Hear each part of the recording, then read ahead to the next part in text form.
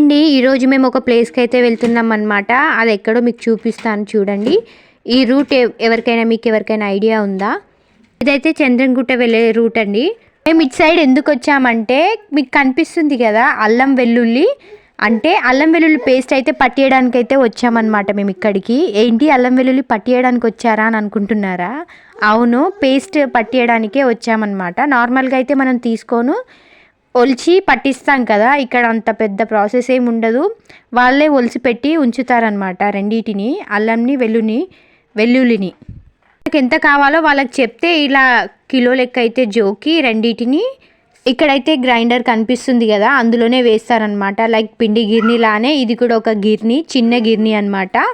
అల్లం వెల్లుల్లి పేస్ట్ పట్టేది అందులో వాళ్ళే సాల్ట్ వేసేసి పట్టేస్తారనమాట. సేమ్ మన ఇంట్లో ఎలా అయితే పడతామో అలానే పడతారండి. చాలా ఈజీ ప్రాసెస్ కదా. నార్మల్గా మనం కొన్న దాంట్లో అయితే దాంట్లో పొట్టు ఉంటుంది, సగం దానికే వెళ్ళిపోతుంది. ఇక్కడ అలా కాదు, మొత్తం తీసే ఉంటుంది. దాన్నే వెయిట్ చేసి చెప్తారనమాట మనకి. చాలా ఫ్రెష్గా ఉంటుంది. మీరు ఎప్పుడైనా ఇలా పట్టించుకున్నారా మరి అల్లం వెల్లుల్లి పేస్ట్ని? నాకైతే ఇదే బెస్ట్ అనిపించింది అనమాట మనం ఇంట్లో చేసే ప్రాసెస్ కన్నా. పిల్లలున్న వాళ్ళకైతే ఇది చాలా బెస్ట్ అండి, నిజం చెప్తున్నాను. పిల్లలున్న వాళ్ళకైతే ఒలవాలి చేయాలంటే చాలా పెద్ద ప్రాసెస్ కదా.